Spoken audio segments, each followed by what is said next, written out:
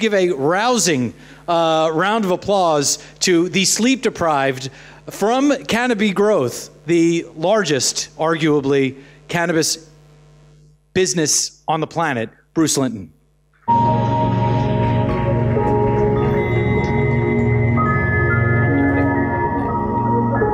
Yeah, the way we answer the question on the size of the business is we tend to say that we're the largest producer of cannabis in the world that publishes their address. And I think that's a fair way to state it. So I'm not going to talk about growing cannabis. I'm not going to talk about extracting oils. What I want to talk about is something that I think is globally going to evolve, which is brands. And this presentation I'm walking through, I used about 2 weeks ago when Canopy, the first one that I started was called Tweed. Now, Tweed could be this lovely fabric, or it could be therapeutic weed, you decide. But Tweed became a brand that on the day I presented this, I think it was February 23rd, we received an award right after Zappos, the people who ship shoes all around the world, or all around the US, and right before Airbnb. So you can imagine Tweed, a marijuana company, connected with what I think are pretty interesting global brands, and why would that happen? So I want to walk you through brands, why I think they're relevant, and how they're going to evolve. So Vancouver, if nothing else, is responsible probably for 420 as an observed time and day, and it has an awful lot of dispensaries which have these beautiful signs everywhere on posts. But I thought that's not what we're going to be. And for sure, when I scanned the horizon of brands that were out there when I was starting this thing up, so my company, when I began it, had a legally incorporated name for about 6 months, which is a sequence of numbers, and then the Canada identification, but it had no real name. In fact, I was beginning to have employees who worked for a company with no name. And I had to explain to them that I had a history of being terrible at making names. In fact, my first child was born, and it wasn't until around 3 a.m. on his 5th day on the earth that I finally could agree to a name. And the way I agreed to that name is my wife was, I said, I give up, why don't you name him? But I get first right on the next one. And she said, well, that's great. And she named him Adam. I'm like, all that wait for Adam? So I told her for the next 18 months, our second kid was going to be called Subtractum. True story. So not being able to name my company actually had a pretty good lineage, and away I went.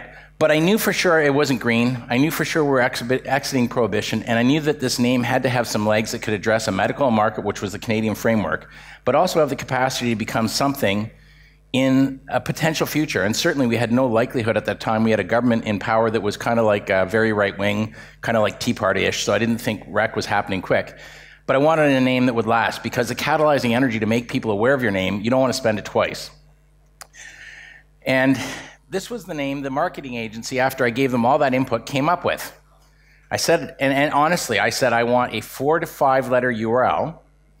I do not want it sounding medical. And for this genius work, I paid $45,000. But I didn't fire them as soon as they gave it to me, because I don't know if anybody's been to marketing agencies.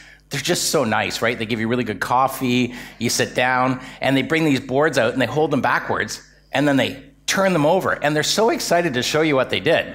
Like, you wanted to punch a hole through the board, but you had to walk away and say thank you very much, and the next day I fired them. So off I went, trying to get to where I wanted to be. This. And so the next agency listened. I wanted a normal name, a double entendre ideally, so that smart people would interpret it. Why smart people? Well, if you're smart, you probably have a better job, which means you have more money, which means you make a better customer. And I wanted it such that I had a URL that I could get. So they said, well, someone's registered the .com. So, well, are they using it? No. Have you contacted them? No, don't. So contacting them, we got Tweed for almost nothing. In fact, it was a few grand and ultimately 2 t-shirts. And the guy got smarter. As soon as he sold that one to us, anything we ever mentioned in the news, he quickly tried to register the URL and squat on every domain that we tried. But Tweed came forward. And what I liked about it was, it was easy to remember. What I didn't like about it is the place where I started this business, and I'll show you a slide in a bit, was in a former Hershey factory for all of Canada, which is a good story. Down the road, about 2 towns away, is a town called Tweed. Now, the town of Tweed wasn't terrifically excited about the fact that we were starting a marijuana company they thought was named after them. And on some occasions, I would have people come visit me and go to the wrong town. Those were the only minor downsides. The upside was when this gentleman got elected. His name is Mr. Trudeau. He's the second one. And unbelievably, he's a young guy. He's got good hair. This is the ugliest picture I could find of him because I just don't like being on stage with somebody as handsome as he is. So I took this one with his mouth open. But he got picked to be the leader of the Liberal Party, which is sort of our governing party for much of history of Canada. And it tends to be in the middle. And the very first thing he said when a young guy got picked to run the party is, the very first thing, if you'll vote for me, I will make adult access to marijuana a regulated thing. I won't decriminalize it. I'm not going halfway. I'm going all the way. I'm going to control the supply chain. I'm going to put it in stores. I'm going to do this. Well, you can imagine the team he's playing against, the right-wing team, thought that is the dumbest thing anyone has ever said. And so the campaign they ran against this guy had joints with smoke going up and a number of things saying he's just not ready, he's just not experienced, he might go up and smoke, that kind of theme. And turns out 68% of adults in Canada thought he was right. When they do survey after survey, Canadians don't want it decriminalized, they want it regulated. Now that's a bit of a Canadian thing. We love lineups. We love when the government's involved. So in almost every province in our country, you cannot buy a distilled spirit without going to a government store. But that framework, coupled with the prior government, which wanted to regulate the medical market, means that we are going to turn the lights on in this thing, and the legislation will hit in the next 4 weeks. And it's probably going to say something about a supply chain that takes the product that's currently medical, continues that, and creates a recreational framework which will have additional products, and they'll be distributed through the government stores. People will pay taxes, and it'll be a very efficient way to have a controlled market which does what they want, not sell to kids and exclude the black market participants. So if you're going to have a good name, you should have a good story. And brands aren't about one thing, they're about all things that come together under that name. And so when you occupy what was the former chocolate factory, and this little chocolate factory is about 500,000 square feet, and it used to have 300,000 to 500,000 people come every year on bus trips, kids. And they would go in and they would buy anywhere between $3 and $5 million annually of broken chocolate bars after doing a tour. And so you can imagine when you occupy that with a marijuana factory, because what had happened is Hershey left and that building was empty for 5 years. And so we occupied it, and all of a sudden I had like the New York Times showing up, The Economist, Al Jazeera, you name it, they were all there. And the reason was, if you put a ton of marijuana inside a chocolate factory, you finally know the answer as to why the Oompa Loompas were so happy. And so the story began with that narrative, and I try to get you to chuckle a bit, because I can tell you 5 years ago when you started this, almost everybody I met was like this. They wanted some questions answered, but they were pretty sure they were uncomfortable. And if you can get them a little bit enlightened, a little happy, tell them the Oompa Loompa thing, describe how you have potlucks, the next thing you know, they're a little more receptive. And then you can take them on the journey. And that journey has been pretty interesting. We now have about 40% of all Canadian patients choose our company to be their source of supply. And the town loves us. So as we look at other jurisdictions, we have 5 locations in Canada. We're looking at, obviously, Germany, and we're looking at Holland. There's a reason I'm in Israel. We first and foremost want to be in a community that wants us there.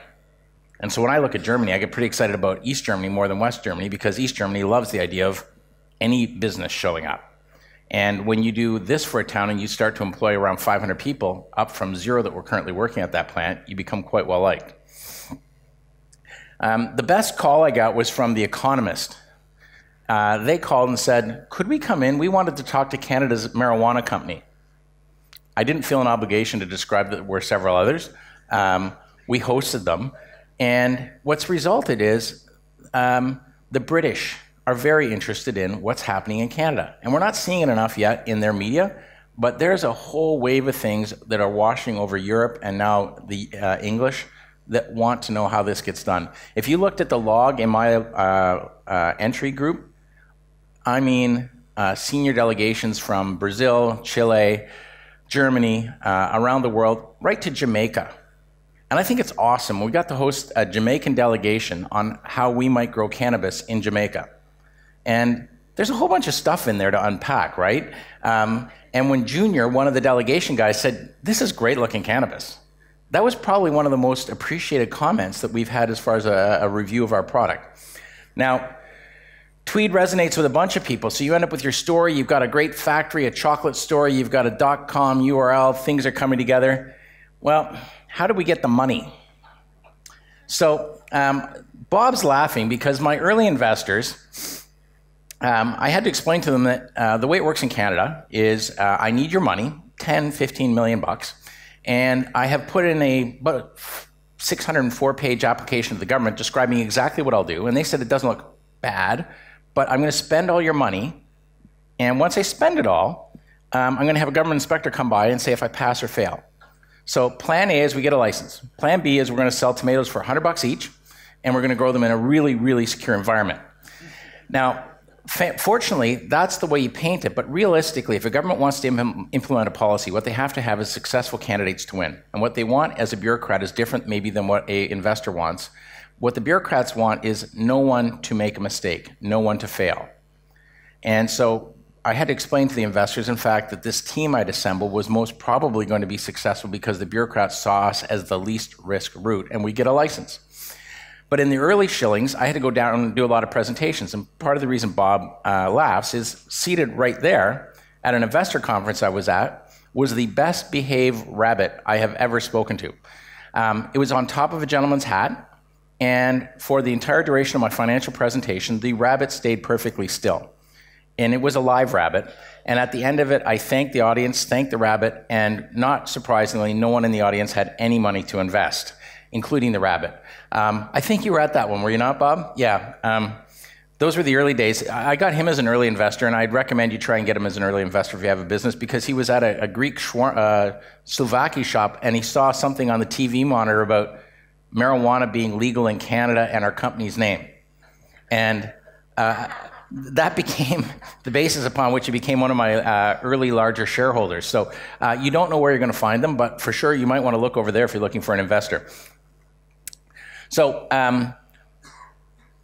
you got to have a story, you got to have a word, and they have to have credibility. In Canada, we were executing prohibition, right? Recognize where you are. And in Canada, it's pretty good business to be in the marijuana business. If you're in the black market, it's somewhere between 7 and 10 billion Canadian. And so it's a good private sector business, but it's not listed. So I got the company listed on the Toronto Stock Exchange, on the venture. Oh, I got to get up off the stage. We moved from the venture up to the proper exchange, which was terrific because when they listed, it becomes Tweed.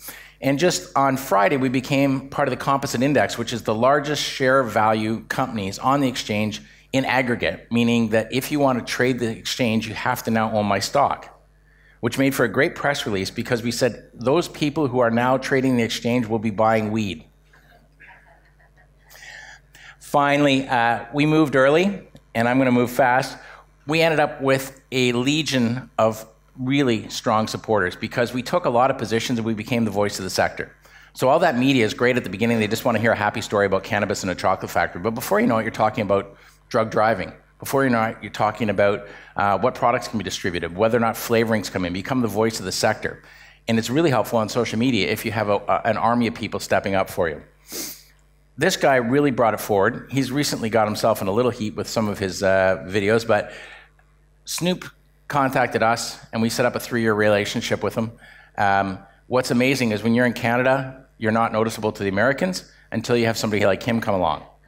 And the number of US investors at institutional levels that follow his interests is unbelievable.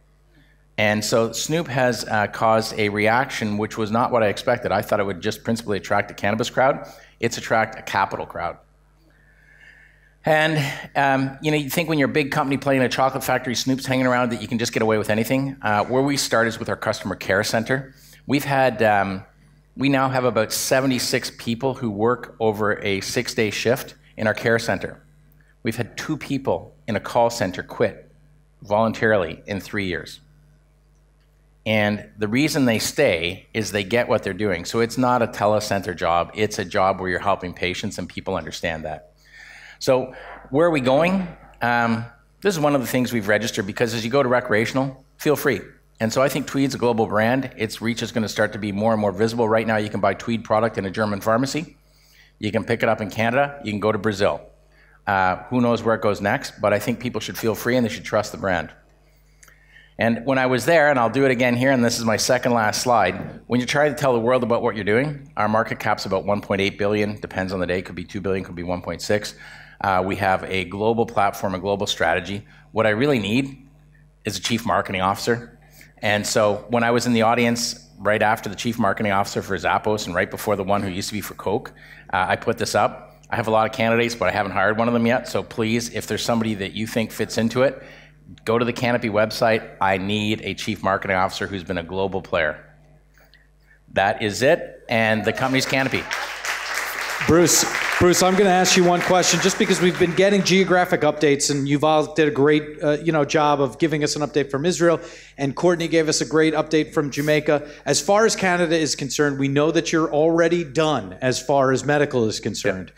The board has given its opinions to the governments, and now the provinces are working it out. Please give us an update on what's happening as far as adult use in Canada. Yeah, so medical, Canada was the second country in the world behind Israel to have medical access. It was a court case. None of the government officials wanted it to happen. So that was about 15 years ago. The response by the bureaucrats at that time was kind of regrettable. They said, well, now you've won the court case. We don't have any cannabis. Why don't you grow your own? Probably not the most astute bureaucratic decision ever, and turned into a bit of a mess. The current system has allowed grow your own as well as supply, and what's evolving is the products that we can provide. So right now we're making gel capsules and a range of products for medical. The legislation to allow recreational access for adults will hit the floor of our parliament probably in beginning of April. And what that sets out is that it's going to be governed federally for supply chain and distributed under provincial rules. Tax rates will probably be about 25%, so not massively taxed because they have a different agenda than just revenue. And the product set will probably overlay about 60 or 70% with what you'd see in the black market. So we won't be making things that look like gummy bears, but I bet we'll have all kinds of concentrates. And so that reg will hit. There's an expectation that it could be as early as the beginning of 2018 where the product's on the shelves. Still that is, because they were guessing 2018, and that is still the plan? Yeah, so there's a couple ways they can get there. Right now, because in Canada, it's unlike America, it's fully federally legal. So I use all forms of credit cards. I don't use cash. The government taxes us normally. I deliver all of our cannabis to all of our patients using the federally sanctioned courier system. So what they could do at the beginning of January is to allow us, if you register your ID, just like you can buy distilled spirits in Canada and have them delivered by the courier, the government courier, same thing with cannabis. And that would get cannabis distribution started. It would give them data to understand who wants what where, and that would help fashion what they put in the stores. Come in mid-2018, early 2019, and you'll be able to walk into what is a liquor store, and in one corner, maybe through a separate door, you'll be able to purchase cannabis, which is going to drive guys like Diageo and others nuts, because you're going to have direct competition in essentially the same format of store. Now, but the being in the liquor store, that's not done yet, right? They're just talking about that? Well, they're talking about it, except that the liquor stores are owned by the provinces. The provinces want it in the liquor stores. The unions that control the liquor stores want it in the liquor stores. And in Canada, we have a long history of the private sector selling cannabis. It's called the black market. And so most bureaucrats aren't in favor of the black market, and I think they'll stick with the government program. Okay, fair enough. There you have it. Yes, ma'am. Here we go. Hold on. You got to have this. Okay. I'm Dr. Ely from Washington, D.C. Will the adult recreational use products have the same sort of profile analysis as the available as the medical products? Yeah, so I think what you'll see in the first year is very different than in year 3. And what I mean by that is by year 3 of both programs being around, think of us taking the effort to look at, on a medical basis, against indications. So if I picked sleep or certain indications, which we're now doing trials against, we'll have drug identification number products, which will probably be in a format that looks quite medical, either gel capsules or disc-type inhalations. In the branded space, which where Tweed will fit, so I have brands that fit with medical and research for that, where Tweed will sit, think of it more like either concentrates and vape pens or infused beverages, but it's going to be much more of a social format of consumption. And so what the struggle that the regulators are having for rec is how far do we go?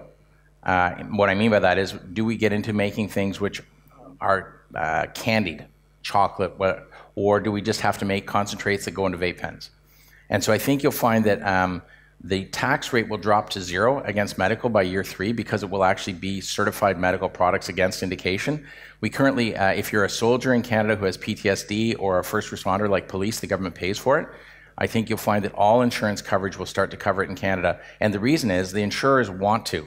You say, why would an insurer want to? Because the thing that we're displacing is way more expensive for the insurer to cover. And so we have insurance companies constantly urging us along because it's way better financially for them to spend a few $100s a month on something that may give relief against Parkinson's or arthritic conditions or symptoms than it is to spend a few thousand on the most recent. And guess what? You know, when you think of Parkinson's, the only downside of the current best pharmaceutical is early onset dementia.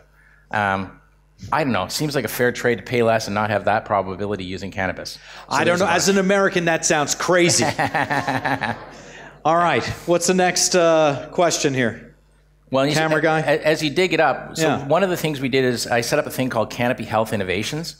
And what I did is we slid in about, well, it's probably going to be about 12 million. It's up 7 million now of money that's purely for research against indications. And we're doing 4 human indications and 1 animal. And the point of the exercise is to turn things that are ingredients into outcomes so that you can link them to insurance coverage.